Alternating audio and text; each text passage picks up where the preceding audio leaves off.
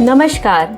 इतिहास से लिए गए जीवन के कुछ एहसास, कुछ महत्वपूर्ण पाठ लेकर आई हूँ मैं आपके पास अपने शो हर दिन कुछ कहता है के साथ। मैं तृप्ति भटनागर, एनर्जी हीलर एवं कोच।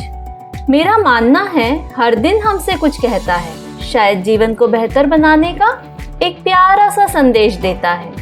नई आशाओं, नई उम्मीदों से भरे दिन की शुरुआत बढ़ी हुई ऊर्जा और जोश से करने के लिए चलिए जानते हैं मार्च 14 का खास पाठ। इंटरनेशनल डे ऑफ मैथमेटिक्स, गणित का अंतर्राष्ट्रीय दिवस, हमारे जीवन में गणित के महत्व और प्रासंगिकता को बढ़ावा देने के लिए प्रतिवर्ष 14 मार्च को मनाया जाता है। इसे पाई दिवस के रूप में भी जाना जाता है। 14 मार्च को अंकों में लिखने पर 3/14 या दशमलव के साथ 3.14 लिखा जाता है। यह पाई है जो गणित और भौतिकी में सबसे महत्वपूर्ण स्थिरांकों में से एक है। इस दिन को आधिकारिक तौर पर 2019 में यूनेस्को द्वारा मान्यता दी गई थी। 22 दिसंबर को श्रीनिवास रामानुजन के जन्मदिन को राष्ट्रीय गणित दिवस के रूप में मनाया जाता है।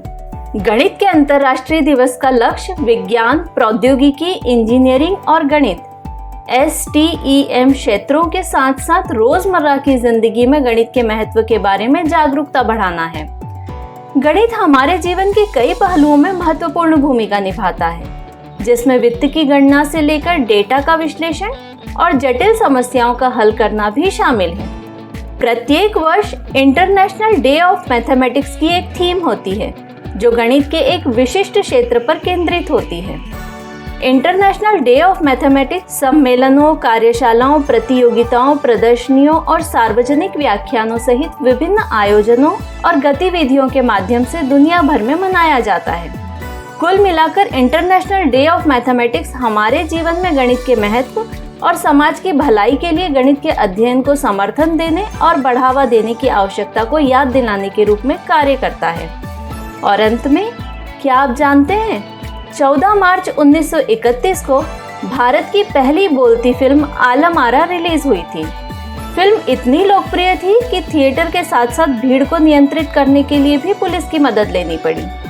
और 14 मार्च 1972 को भारतीय राज्य मणिपुर में इरोम चानू शर्मिला का जन्म हुआ। उन्हें मणिपुर की आयरन लेडी के रूप में भी जाना जाता है।